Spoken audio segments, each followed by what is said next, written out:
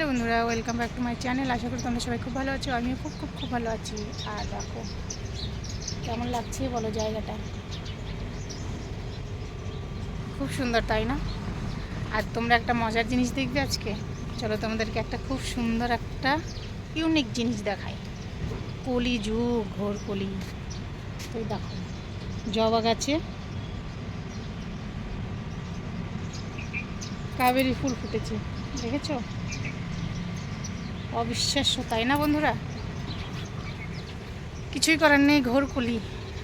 আর ঘোরকলিতে সব কিছু হয়। তো দেখো জায়গাটা, পাখির ডাক, আর এই যে সবুজে সবুজের জায়গা ভরা, সত্যি অসাধারণ। আমার বেশ ভালো লাগে এই জায়গাটা।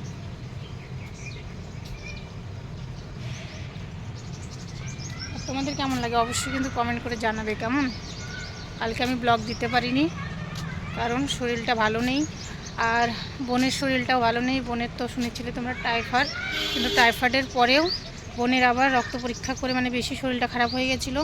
রক্ত পরীক্ষা করার পর জানা গেল যে বোনের ডেঙ্গু।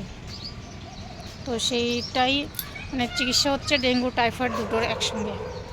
বোন তো বিশাল অসুস্থ। তো আজকে বোনে প্রতিদিন বাড়িতে যায় কাজ করে, আজকে আর যায়নি কারণ 11:30টার মতো বাজে এখন, এরকমই হবে। হ্যাঁ, 11:30টা বাজে। তো মানে কাজ করতে করতে আমার 11:20 হয়ে গেছিলো।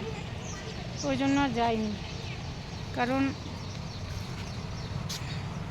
এই বাড়িতে দৌড় দিয়ে মানে তাড়াতাড়ি যাবো আবার আসবো, তো অনেকটাই সময় লেগে যাবে। জন্য চলো তোমাদের সঙ্গে পরে কথা বলছি, কেমন?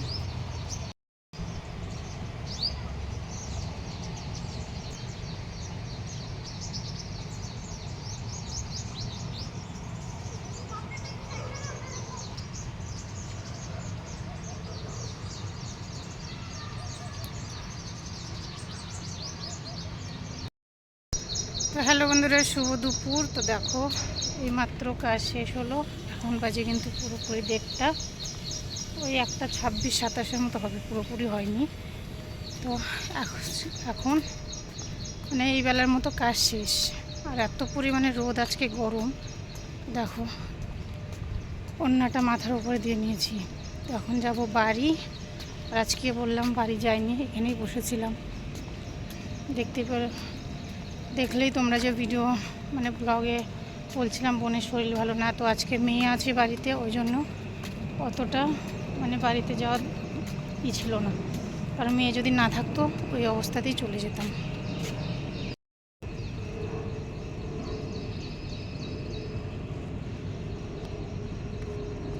মেয়ে যেহেতু বাড়িতে আছে ওই জন্য আর অত বাড়িতে যাওয়ার টেনশন ছিল না।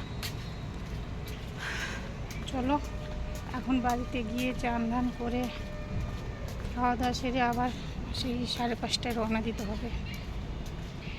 এই হচ্ছে আমাদের জীবন, কিছুই করার নেই। চলো বাড়ি গিয়ে আবার কথা হচ্ছে।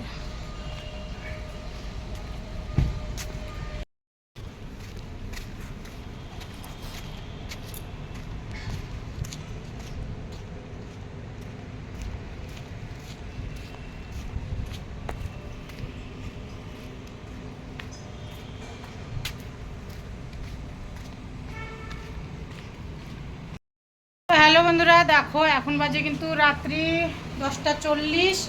আর এই যে চলে এসেছি, ডিনার কমপ্লিট, এইমাত্র ডিনার করলাম। আর জানো তো আজকে জল আসছে না, মধ্যে ভিডিও করতে পারিনি কারণ দেরি হয়ে গেছিলো। আর বাড়িতে এসে যে কাজকর্ম সেরে চান ধান করে যেতে যাওয়ার সময় হয়ে গেছিলো, ওই জন্য আর ভিডিও করিনি। তো দেখো আমার রান্নাঘরের পুরো অবস্থা একদম পুরো ছড়ানো ছেটানো আছে, আর এই জন্য আছে জল আসছে না। দেখো তো পুরো দেখো ছড়ানো ছেটানো আছে, হাতও ধুইনি এখন, দেখেছো আটার হাত। এইভাবেই খেয়ে নিলাম, প্রচণ্ড পরিমাণে খিদে পেয়েছিল। আর এখানে দেখো আছে মটুর মাংস বার করা, এটা সেদ্ধ করব। আর এই যেখানে মাংস যে সেদ্ধ করা আছে সেটা হচ্ছে সেলু এসে বসে আছে, সেলুতে দেবো ভাত মাখিয়ে। আর দেখো টাইমের এত অভাব দিল্লিতে থেকে, শাকগুলো দেখো বেছে রেখেছি, সেই শাকগুলো সময় নেই যে ধুয়ে আখার উপরে দেব। শুধু এই ধোয়া আর হচ্ছে কেটে আখার উপরে দেওয়া, এটাই দেখো এই সময়টুকুই আমাদের কাছে নেই। তো যাই হোক, মেয়ে খাচ্ছে। আর এই দেখো ফ্রিজের থেকে সব মানে কিছু সবজি নিয়ে আসছে, আর কিছু সবজি ফ্রিজে ছিল সেগুলো বের করে রেখেছি। ওই যে ফ্রিজের বাস্কেটটা ধুয়ে রেখেছি, কারণ কিছু সবজি ছিল পচে গেছে। যে কিছুদিন বাড়িতে সময় দিতে পারছি না বোনের অসুস্থতার কারণে। আর এই যে তো বোনের অসুস্থতার কারণে সময় দিতে পারছিলাম না একদম। তো আজকে বোন একটু সুস্থ আছে।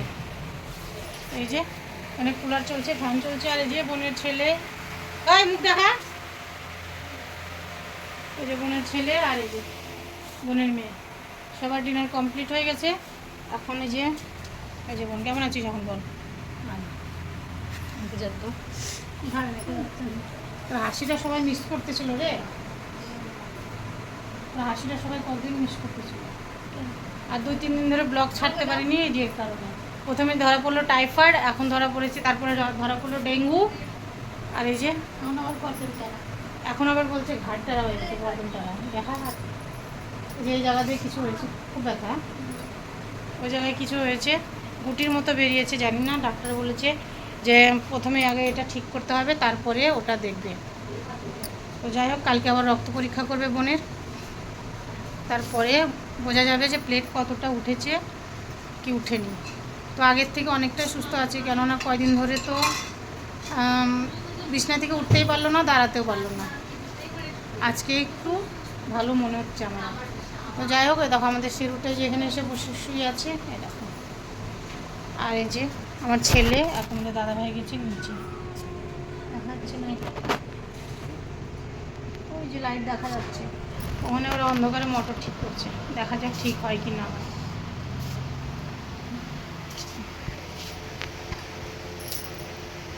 খালি এরকম 2-3 দিনে কি অবস্থা হয়েছে।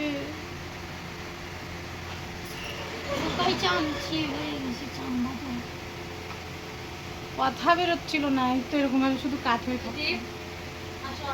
আর এখান থেকে যদি উঠাতাম ওখানে যায় কাজ হয়ে করতে, তো এরকম অবস্থা। তো যাই হোক, আমাদের দেখো কি অবস্থা ডেলি টুকের। তো চলো, আজকের মতো ব্লগ এই পর্যন্তই। সবাই ভালো থেকো, সুস্থ থাকো, সবাইকে গুড নাইট। আমি তো এখনও আমার শুতে শুতে এখনও বোধহয় 1 ঘন্টা লাগবে, 11:30 বেজে যাবে, 11:15 বাজে। জল যদি না আসে, ওই যে কিনা জল দেখছো 3 বোতল, 2টা বোতল ভরা আছে, 1টা বোতল অর্ধেক আছে। এই কিনা জল দিয়েই এখন বাসন টাসন মেজে শোবো, কারণ এখন যদি না মাজি না সকালে আর সময় পাবো না। সকালে আবার লাঞ্চ বানানো, রুগীর খাবার বানানো, আর ওর জন্য আমাদেরও দেখো কি এমন খাবার খেতে হচ্ছে। দেখো শুধু ডাল সেদ্ধ করে ঘি দিয়ে ছোক লাগানো, ওর জন্য আমরা খাচ্ছি, কারণ আমরা মশলাওয়ালা খাচ্ছি। তো ওর দেখে সহ্য হচ্ছে না, বলছে দে না একটু মশলা সবজি, ওকে ওই জন্য দিচ্ছি না। ওর জন্যে আমরাও কিন্তু কম মশলা দিয়ে সব খাচ্ছি। কম মশলা খাওয়া অথচ ভালো, টেস্টি লাগছে, অতটাও খারাপ লাগছে না আমার কাছে। আমার কাছে ভালোই লাগছে। তো চলো টাটা, গুড নাইট। আর এতদিন স্যালাইন চলছিল, যে কালকে গিয়ে স্যালাইনটা কষে নিয়ে আসছি, দেখো হাতের অবস্থা। মানে এই কয়দিন ছিল, 1 সপ্তাহ মতো ছিল ওটা না, যে স্যালাইন চলানোর শুরুটা 1 সপ্তাহ পর্যন্ত ওর হাতে ছিল।